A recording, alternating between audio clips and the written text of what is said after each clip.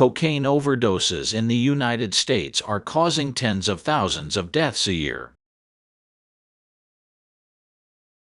According to official statistics, it jumped from about 4,000 deaths in 1999 to more than 24,000 in 2022, a 600% increase. Almost all of the cocaine consumed by Americans comes from South America via the Caribbean and the Mexican border. Cocaine production has tripled to a record 2,000 tons in 2023 compared to 25 years ago, but the United States has changed the focus of its counter-narcotics efforts. President Miguel Diaz-Canel And is looking to expand cooperation with regimes with a history of promoting drug trafficking. NBC News exclusive about a rare partnership between the United States and Cuba. According to a recent report by MSNBC, John Carter, head of security of the American Embassy in Havana, suggested cooperation with the Castro's regime is a matter of national security. It's an area that is under the U.S. national security interests, then of course we want cooperation.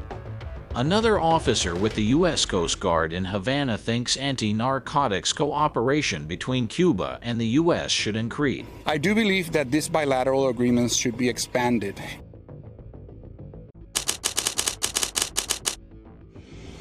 Both officials ignore the long history and the very recent cases of Havana's active participation in drug trafficking, especially cocaine, to the United States.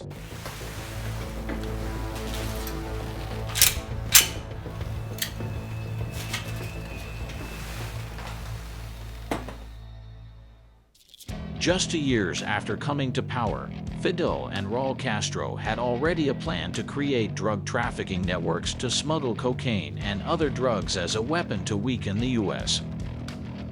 The plan was revealed by Czech defector General Jansagina, who was the liaison between the Cuban intelligence and the Soviets and met Raul Castro between 1961 and 1968 to advance the drug trafficking strategies. When cocaine flooded the streets in Miami and other cities in the 1980s, Cuba was already actively helping out the Colombian drug traffickers. According to a 1982 indictment filed in the federal court in Miami, for high-ranking officers of the Cuban government worked with Colombian and American drug traffickers to smuggle into the U.S. $800 million worth of drugs, including cocaine, marijuana, and the very popular psychedelic pills known as Quaaludes.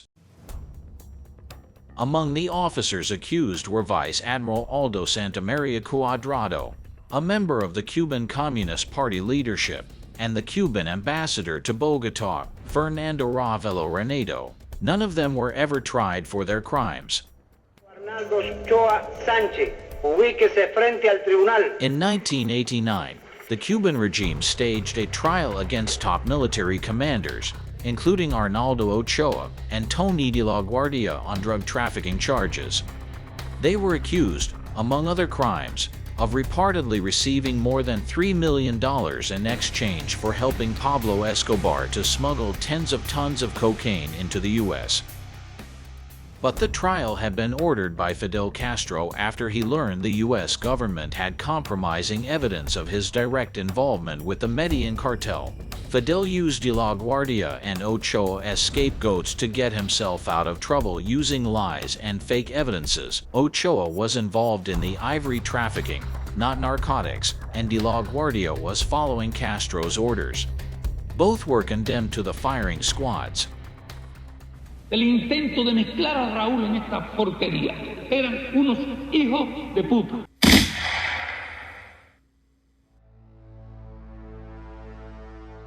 In fact, both Fidel and Raúl Castro personally transformed Cuba as a drug superhighway into the U.S., as dozens of federal agents, Cuban defectors, and Colombian drug traffickers told U.S. Congress and federal courts. And Cuba is now an emerging protection racket with respect to drugs. Among the key witnesses there were 4 military and intelligence operatives that defected to the U.S. in 1987 and told what they knew about the Havana drug cartel. Few months after walking into the U.S. Embassy in Vienna, Chief Spy Florentino Aspriaga explained to his CIA handler that it would be impossible to smuggle cocaine through Cuba without the personal approval of the Castro brothers. Manuel de Beonza, another intelligence officer, said Fidel ordered him help to create hundreds of shell companies all over the world to launder proceeds from drug trafficking.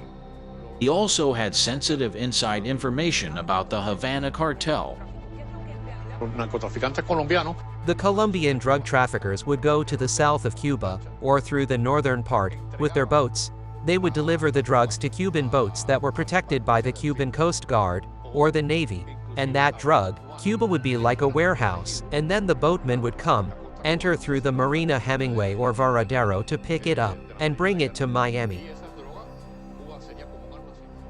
Air Force General Rafael Del Pino fled Cuba on board of a tiny Cessna 402 and landed in Key West, Florida with a trove of secrets.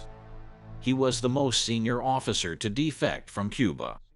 He said he received orders from Raul Castro to help Colombian planes loaded with cocaine to navigate the Cuban airspace. Several times I received orders from Raul Castro's office and also from General Abrantes' office to let the airplane cross over Cuba. Counterintelligence officer Juan Antonio Rodriguez Menier said Fidel profited from drug trafficking to support an opulent lifestyle, including a mansion in Havana. This cooperation is beneficial not only for Cuba and the United States. The evidence against the Castro's involvement in drug trafficking was so overwhelming that the Department of Justice prepared an indictment against Raul Castro.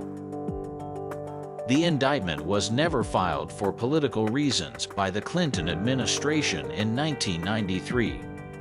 General Noriega is under indictment for drug-related charges. But substantial evidence had already surfaced during the trial of Panamanian dictator Manuel Noriega, and also in the groundbreaking 1991 PBS documentary entitled Cuba and Cocaine, that gathered for the first time all the allegations and witnesses of Cuba's involvement in drug trafficking. Cocaine and marijuana has become a revolutionary weapon against American imperialism. Carlos Leder, a key associate of Pablo Escobar who had been detained in 1987 on drug trafficking charges and sentenced to life in prison, became the most notorious witness against the Havana Cartel. Leder, who agreed to testify in the Noriega trial in 1991, said he negotiated with Raul Castro the use of Cayo Largo Sur in Cuba as a transshipment point for U.S.-bound cocaine. Leder revealed he donated a plane to Castro as part of the agreements. In exchange, Cuba would also help launder drug profits for the Medellin cartel. In 1999, the Havana Cartel increased its narco operations with the rise of Hugo Chavez in Venezuela. As an investigation of Daily Beast revealed in 2018, Havana played a major role in the making of Venezuela as a mafia state. Cuba knew of the criminal activities of the well-known Cartel de los Soles, Cartel of the Suns, the Venezuelan military-led drug trafficking organization accused of sending hundreds of tons of cocaine to the U.S.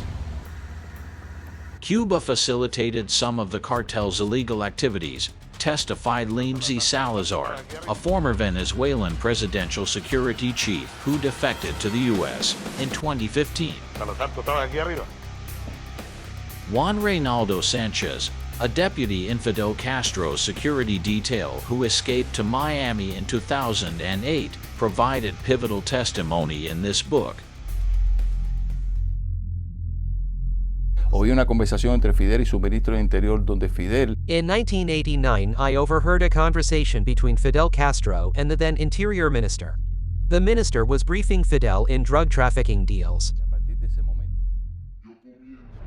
More recently, in 2018, a computer engineer who worked for the Venezuelan state oil company PDVSA and became a protected witness in a drug trafficking criminal investigation in Miami, provided evidence of Cuban involvement in narcotics alongside the Maduro regime. Cubans provided security for the PDVSA cartel.